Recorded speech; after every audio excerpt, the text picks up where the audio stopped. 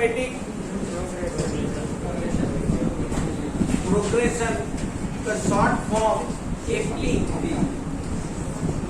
हम कहेंगे मैथमेटिक्स में, ठीक है।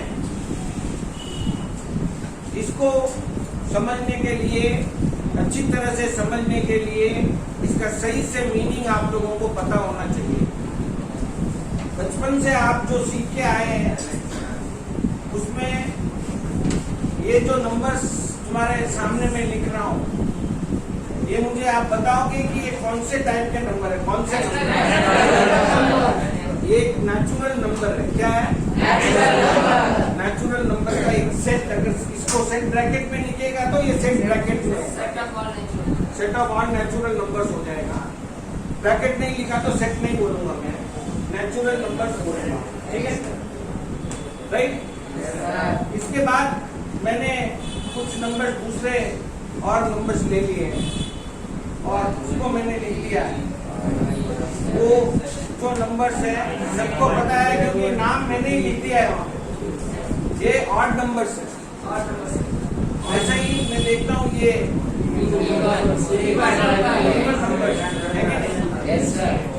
Even number. तो ये इवन नंबर का जो है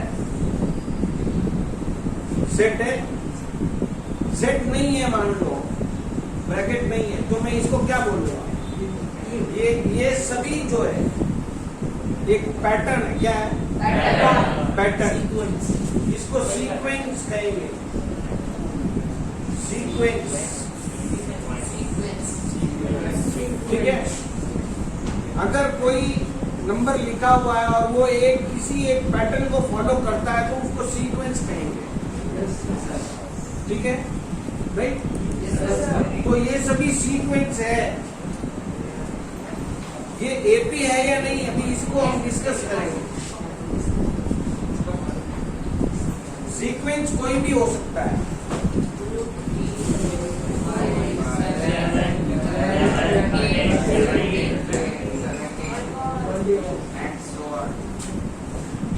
ठीक है,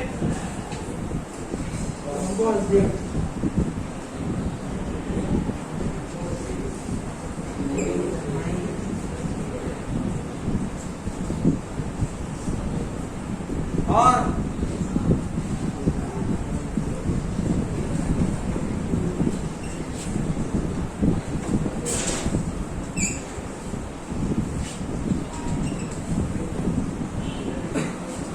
ये सभी sequence,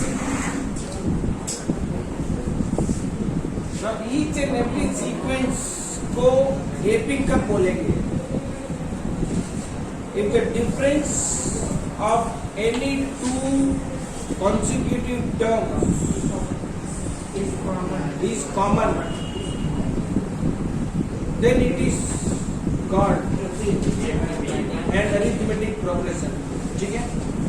If in any sequence, कोई भी एक पैटर्न, नंबर का pattern, in any sequence of the number, the difference of any two consecutive terms अगर सेम है, कॉमन है, तो उसको, उस सीक्वेंस को हम एपी कहेंगे, ठीक है। तो पहला सीक्वेंस ले लेते हैं। पहला सीक्वेंस एपी है या नहीं देखते हैं।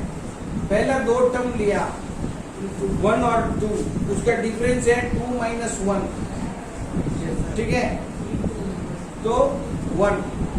फिर 2,3 लिया। कॉन्सिक्यूटिव का मतलब एक और उसके बाद वाला नंबर, उसको होता है कॉन्सिक्यूटिव, दो कंटिन्यू नंबर, ठीक है। 3 माइनस 2 1, 4 माइनस 3 1, 5 माइनस 4 1, 6 माइनस 5 1। सभी कोई भी दो कॉन्सिक्यूटिव टर्म को ले लेने से अगर मुझे डिफरेंस 1 मिल जाता है तो वो जो सीक्वेंस है वो अरिथमेटिक प्रोग्रेशन है। तो ये एक एपी है, मैंने टिक किया। नेक्स्ट सभी का डिफरेंस देखता हूँ मैं, 2 उसमें आ रहा है difference, 3 minus 1, 5 minus 3, 7 minus 5, 11 minus 9। कोई भी मैं दो नंबर लेता हूँ तो डिफरेंस जो है उसका 2 आएगा। तो ये भी एक एपी है। फिर इवन नंबर में देखा तो इसमें भी डिफरेंस 2 आ रहा है। यस तो ये भी एक एपी है। प्राइम नंबर को मैं देखता हूँ, यहाँ पे 1 आ रहा है, यहाँ पे 2 आ रहा है, यहाँ पे 4 आ रहा है। तो प्राइम नंबर का जो सीक्वेंस है वो एपी नहीं है। कंपोजिट नंबर को देखता हूँ मैं, कंपोजिट नंबर 4 से स्टार्ट होता है, ठीक है। The least composite number is 4। बहुत से बच्चों को मालूम नहीं होता है क्योंकि उस पर ध्यान नहीं दिया हुआ होता है या भूल जाते हैं। प्राइम नंबर 2 से शुरू होता है, 1 प्राइम भी नहीं है, कंपोजिट भी नहीं है, ठीक है। इसलिए कंपोजिट नंबर 4 से शुरू होता है क्योंकि 2 और 3 प्राइम है। तो नेक्स्ट बचा 4 प्राइम नहीं है इसलिए वो कंपोजिट है, ठीक है। तो 4 6 इनका डिफरेंस 2 आएगा, बाद में 1 आएगा, बाद में और आगे अलग अलग डिफरेंस आएगा। तो डिफरेंस ही कॉमन नहीं है, सेम नहीं है। तो ये एक सीक्वेंस है। इस सीक्वेंस का पर्टिकुलर कोई नाम नहीं है, जैसे odd number, even number, prime number, नाम नहीं है। कोई भी सीक्वेंस हो सकता है, ठीक है। कोई भी सीक्वेंस हमने लिया तो इसका डिफरेंस देखा हमने, 4 - 1 7 - 4, ठीक है। और भी कोई सीक्वेंस हो सकता है, उसमें नेगेटिव नंबर भी हो सकते हैं, ठीक है। हाँ? ऐसा हो सकता है, नेगेटिव नंबर हो सकता है। -5 माइनस ऑफ -3 डिफरेंस जब फाइंड करेगा, -5 माइनस ऑफ -3, -5 + 3 इज -2, ऐसे, ठीक है। तो ऐसे इसमें जो है नेगेटिव सीक्वेंस जब आता है तो बहुत से बच्चे मिस्टेक करते हैं, तो उसको ध्यान में रखना है। तो कौन सा एपी है और कौन सा एपी नहीं है ये आप लोग सीख चुके हैं, ठीक है, ठीक है ना। एक एपी है या नहीं सीक्वेंस बोलना है तो झट से बोल सकते हो, डिफरेंस फाइंड करके कंसेक्यूटिव टर्म का। तो भी आप सबको पता है कि एपी क्या होता है, राइट। तो जैसा संजय ने बोला, ये वाला ये क्या है, फॉर्मूला है। ये अरिथमेटिक प्रोग्रेशन का स्टैंडर्ड फॉर्म है, स्टैंडर्ड फॉर्म, ठीक है। तो ये कैसे आएगा स्टैंडर्ड फॉर्म में, बता देता हूँ। स्टैंडर्ड फॉर्म कैसे आएगा, जैसे मैंने एक सीक्वेंस लिखा नंबर का, तो उस सीक्वेंस को मैं ले लेता हूँ। पहला टर्म को मैं अगर लूँ T1 T2 T3 T4 T5 ऐसे, ठीक है, एंड सो ऑन जाके first term, second term, third term, fourth term, fifth term, sixth term, ऐसे जा जाके nth टर्म इसके अंदर आएगा। देयर आर n नंबर्स, ठीक है। तो nth टर्म इसमें आएगा। जिस एपी में फाइनाइट टर्म्स हो, नंबर ऑफ टर्म्स तुझे मालूम हो, तो उसको फाइनाइट अरिथमेटिक प्रोग्रेशन कहेंगे। और जिस एपी में इनफाइनाइट नंबर्स हो, इनफाइनाइट नंबर ऑफ टर्म्स हो, वो इनफाइनाइट एपी होगा, ठीक है, राइट। अभी ये जो T1 है, इसका जो पहला टर्म है, फर्स्ट टर्म T1 हम लेते हैं, या A1 A2 A3 भी ले सकते हो। किसी किसी बुक में ऐसा लिया हुआ होता है A1 A2, किसी किसी बुक में, तमिलनाडु का जो टेक्स्ट बुक है उसमें हम T1 T2 लेते हैं, ठीक है। तो पहला टर्म को अगर मैं A बोलता हूँ, दूसरा टर्म और डिफरेंस को मैं D ले लेता हूँ, तो डिफरेंस है इसको जो कॉमन डिफरेंस है, कॉमन डिफरेंस, कौन सा डिफरेंस, कॉमन डिफरेंस को मैं D लेता हूँ, is denoted by D, small d। Then see, first I am finding the difference here. I am taking this one and I am finding the difference is 3. Okay, so the first term, then you see the second term. The difference of these two terms is 3 and it is D, small d. Suppose this is A and this is next term T. को इन terms of ए और D में लिखना हो तो कैसे लिखेंगे? जैसे ए हो गया 1, डी हो गया 3, डी हो गया 3, ए जो है वही T1 है, ठीक है। अभी T2 जो है वो क्या है? T2 जो है फर्स्ट टर्म है प्लस डिफरेंस है कि नहीं? फर्स्ट टर्म और डिफरेंस ऐड हुआ है तो वो a प्लस डी है, ठीक है। इसलिए वो सेकेंड टर्म जो है, अगर फर्स्ट टर्म को तू a ले लेता है तो second term a plus D हो जाएगा, समझा? तो सेकेंड टर्म जो वो a प्लस डी है। और T3 जो है उसमें a प्लस 3 प्लस 3 है। देखो ध्यान से, a प्लस 3 प्लस 3 है तो क्या है? इसका मतलब क्या हुआ? एक बार a और 2 बार d, समझ रहे? एक बार a। Now all the terms if you want to write in terms of a and d, सबको a और d में ही तुझे बताना है तो कैसे बताएगा? तो a और d को हम जितनी बार ले सकते हैं उतनी बार लेंगे तो ये आ जाएगा, ठीक है। ऐसे ही जो है T4 को मैं लेता हूँ 1 प्लस 3 प्लस 3 प्लस 3 तो a प्लस 3d, ऐसे ये प्रोसेस जो है वो चलता रहेगा। और ऐसे ही करते करते अगर मुझे मान लो T10 लिखना हो, T20 लिखना हो, T50 लिखना हो तो मैं कैसे उसको क्या 50 बार लिखूंगा? 3 तो नहीं लिख सकता। तो मुझे एक जनरल फॉर्म बना लेना है उसका। जैसे मैंने देखा T4 में a प्लस 3d है, T3 में a प्लस 2d है, तो T2 में a प्लस 1d है। यानी जितना टर्म है, जितना टर्म में उसमें नंबर है उससे एक कम d में, ये है हमारा प्रोसेस। यानी T10 जो है वो a प्लस 9d हो गया इसके हिसाब से, इन सबके हिसाब से ये, समझ रहे हो? और ऐसे करते करते मुझे T20 लिखना हो तो d में लिख सकता हूँ। ऐसे करते करते मुझे Tn लिखना है, मान लो जनरल फॉर्म लिखना है Tn प्लस n-1 तो a होगा और इधर जो नंबर होता है उससे एक कम, तो इधर नंबर है n, तो इससे एक कम होगा n-1 होगा, तो n-1d मैं यहाँ पे लिखूंगा, समझ रहे हो? तो nth टर्म मुझे फाइंड करना हो किसी भी AP का, या जो टर्म मुझे चाहिए वो फाइंड करना हो, तो अभी जैसे ये एक टर्म है 1 2 3 4, फिफ्थ टर्म 13 है तो आगे लिखा हुआ नहीं है टर्म। मान लो मुझे 52nd टर्म फाइंड करना है तो मैं क्या एक एक लिखता हुआ जाऊंगा क्या? तो मुझे फॉर्मूला यूज करके फाइंड करना है तो मैं कैसे फाइंड करूंगा?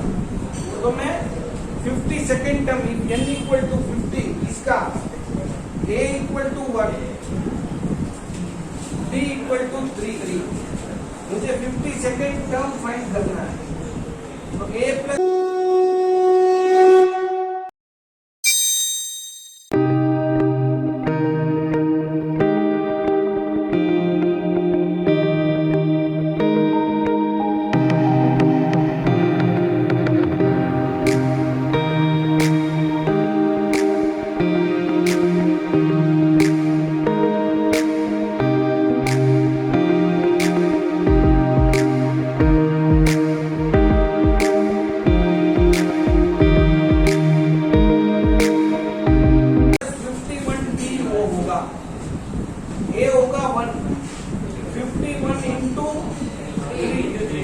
पहले मल्टीप्लाई होगा बाद में ऐड होगा, तो वो होगा 154। तो इसमें वो 154 आएगा, आगे जाके 154 4 आएगा, ठीक है। अभी एक लड़का को डाउट आ जाता है, सर ऐसे में तो कोई भी नंबर अगर हो तो इसमें 59 आएगा या नहीं? तो वंश को डाउट आ जाता है कभी कभी, सर ये 59 इसमें आएगा या नहीं, ऐसा डाउट आ जाएगा। तो हमें फाइंड करना है कि 59 इसका टर्म हो सकता है या नहीं। तो हम जो है इसमें Tn की जगह 59 ले लेंगे और n फाइंड करेंगे। n फाइंड करेंगे और n जो है कोई होल नंबर आ जाता है, ये सभी होल नंबर है without fraction, without fraction whole number कोई नंबर आ जाता है तो वो इसका टर्म होगा, नहीं तो नहीं होगा। जैसे फर्स्ट टर्म सेकंड टर्म बोलते हैं तो उसमें फ्रैक्शन का कोई काम नहीं है। तो ये 59 इसका टर्म है या नहीं मैं तुमको भी फाइंड करके बताऊंगा। और उससे पहले अगर मुझे n फाइंड करना है इसी में से, तो इसी फार्मूला को यूज करके पहले मैं n का फार्मूला बनाऊंगा। इसको यूज करके n का फार्मूला बनाना है। मान लो कि जो Tn जो है वो लास्ट टर्म है, L तुम्हारी बुक में लिया हुआ इसलिए मैं बता रहा हूँ, नहीं तो सीधा Tn ही यूज करते हैं। मान लो ये इक्वेशन है तो a plus n minus 1t ये प्रोडक्ट है, ये ऐड हो रहा है। तो मुझे n चाहिए तो पहले मैं a को यहाँ से गायब करूंगा, उसे ही लेके जाऊंगा। तो n इक्वल टू उधर Tn पहले से ही है मेरे पास, Tn पहले से ही है, ठीक है। तो वहां से a इधर आएगा तो माइनस a हो जाए, Tn माइनस a, और उधर बचेगा n माइनस 1 इंटू डी बचेगा। तो d इसके साथ मल्टीप्लाई हो रहा है तो उधर जाएगा तो क्या होगा, डिवाइड हो जाएगा, Tn minus a by D हो जाएगा, ठीक है ना। और n के साथ ये माइनस हो रहा है 1 प्लस हो जाएगा, तो ये माइनस 1 उधर जाएगा तो उधर जो भी है उसके साथ प्लस हो जाएगा, तो प्लस 1।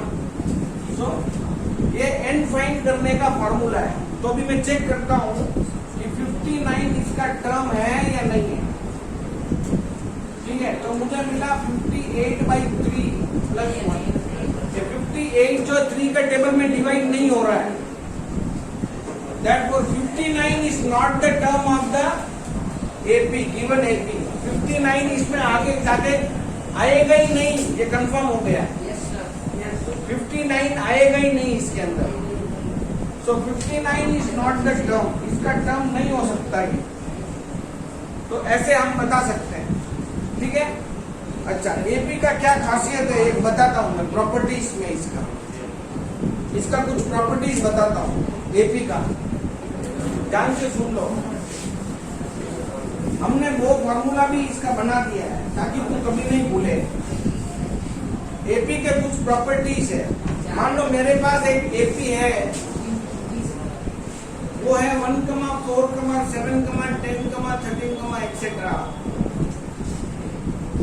इस एपी को सभी टर्म के साथ मैं अगर 2 ऐड करूं, सभी टर्म के साथ मैं 2 ऐड करूं तो मुझे क्या मिलेगा, जो मुझे मिलेगा वो भी एक एपी ही मिलेगा। So this is one of the property. If each term of an AP is added with a constant term or constant number, then the result is also an AP, right? So when each term of an AP is added by a constant term, then the resultant is also an AP. Okay? In the same way, इसमें से मैं अभी 1 minus करता हूँ, एक AP है, इसमें से मैं 1 माइनस करता हूँ, तो मुझे जो मिलेगा वो भी एक AP ही है, देख लो। यस ठीक है ना, समझ रहे? Yes, sir. ये एक प्रॉपर्टी है। Same way multiplication, if each term of the AP is multiplied by a same or the constant term, each term बोल रहा हूँ, यानी सबको मल्टीप्लाई करना है और एक ही नंबर से करना है। ऐसे नहीं एक को 2 से किया, एक को 3 से किया, एक को तो नहीं मिलेगा। सेम टर्म से मल्टीप्लाई करना। सबको मैं 3 से मल्टीप्लाई करता हूँ तो जो मिलेगा मुझे वो भी एक एपी ही होगा। देख लो, सबको मैंने 3 से मल्टीप्लाई किया है इंटू 3। देखो तो जो मिला वो भी एपी है। समझ रहे? ठीक है। और इसको मैं भी डिवाइड करता हूँ 3 से। इसको मैं 3 से डिवाइड करता हूँ जो मुझे मिलेगा वो resultant is also an AP. तो ये एपी का कुछ प्रॉपर्टीज है। ठीक है, ये हमको याद रहना चाहिए। एपी का कुछ प्रॉपर्टीज है, ये हमें याद रहना चाहिए। ठीक है, ओके। ये तो हो गया इसका जनरल सभी कॉमन चीज। नेक्स्ट मैं ये बताना चाहता हूँ तुम लोगों को कि एपी के बीच में से कोई भी 2 टर्म तेरे को मालूम है। जैसे मुझे ये टर्म और ये टर्म मुझे मालूम है। If the third term of an AP is 7, if the third term of the AP is 7 and the 5th term or the 52nd term, anyone you can take. I know only 2 terms. If the 52nd term is 154, okay. 2 term मुझे मालूम है, कोई भी एक AP है, उसका 2 term मुझे मालूम है, कोई भी 2 टर्म। फाइंड द एपी बोला है तो कैसे करना है? 2 टर्म दिया हुआ है और उसको यूज करके हम एपी फाइंड करना है। ठीक है, ये कैसे करना है? राइट, तो वो मैं एक्सप्लेन कर देता हूं, सुन लो ध्यान से। अभी मेरे पास 2 टर्म है और एपी का फॉर्मूला मुझे मालूम है। T3 का मतलब इस implies a plus 2d equal to 7। इसको मैं बोला इक्वेशन नंबर 1। ठीक है, और ये जो है a plus 51d equal to second equation. Now elimination method I am using to solve this. Elimination method use कर लिया इसको सॉल्व करने के लिए। तो साइन चेंज करूंगा मैं। साइन चेंज करने के बाद ये कैंसिल हो जाएगा। 49d minus 49d equal to minus 147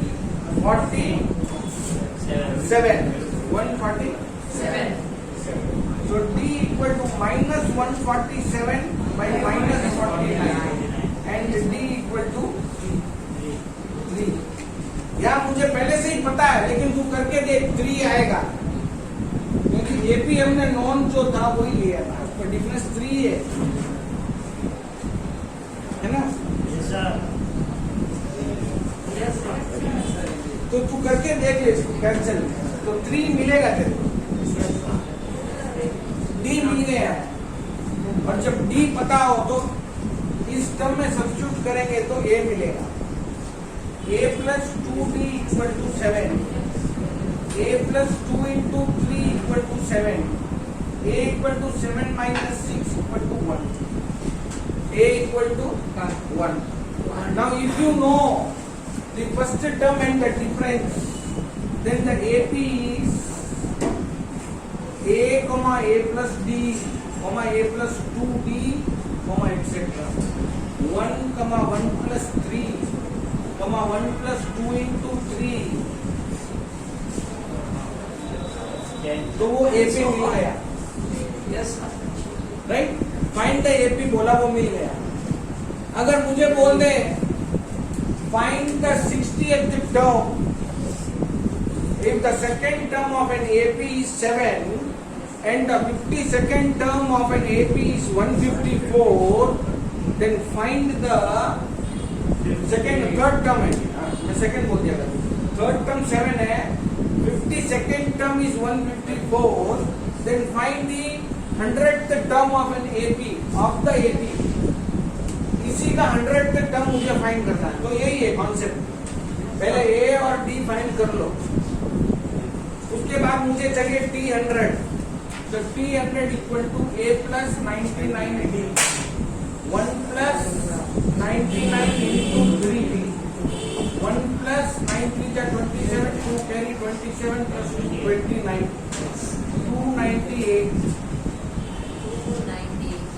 is the 100th term of the AP। ठीक है, तो इसी को बेस रख के आपको क्वेश्चन जो बदल बदल कर पूछेंगे। मुझे ये याद रखना है, एक AP में है, कोई भी 3 टर्म अगर AP में है, मान लो X Y Z तीनों AP में है, तो या T1 T2 T3 AP में है, तो T2 minus T1 equal to T3 minus T2 ये होगा। ये क्या है? ये कॉमन डिफरेंस है। D equal to T2 minus T1, जो कॉमन डिफरेंस है वो D है, वो T3 माइनस T2 भी हो सकता है, T4 माइनस T3 भी हो सकता है। तो ये सभी इक्वल है, ध्यान देना, ये सभी इक्वल है, ये सब इक्वल है क्योंकि डिफरेंस सबका सेम है, तो ये इक्वल होगा। तो जब भी 3 टर्म देंगे तो T2 minus T1 equal to T3 minus T2 होगा। और एक्स वाई जेड अगर AP में है तो y minus X equal to Z minus Y होगा। ठीक है, अभी मान ले 1,x,7 एक AP है और पूछा फाइंड x, तो ये फॉर्मूला यूज करना है, x minus 1 equal to 7 minus x। x इधर एक साइड करो, x plus x equal to 7 plus 1, 2x equal to x equal to answer है 4 मिडल 1 और 7 के बीच में 4 है कि नहीं? तो ऐसे, तो इस टाइप से जो है प्रॉब्लम के जो क्वेश्चन जो है बदल बदल कर पूछेंगे। कॉन्सेप्ट यही है, AP का जो एक कॉन्सेप्ट है सब इसके अंदर ही है। ठीक है, बाहर से कुछ भी नहीं है, मुझे समझना है बस, इसका हर एक पॉइंट समझना है, इसका प्रॉपर्टीज और बाकी सभी पॉइंट जो है समझना है, तो तेरा काम इजीली हो जाएगा। तो अभी तुम लोग जो है 2.5 एक्सरसाइज खुद से कर सकते हो, इतना सीखने के बाद में खुद से कर सकते हो। ठीक है, तो सब लोग ट्राई करो।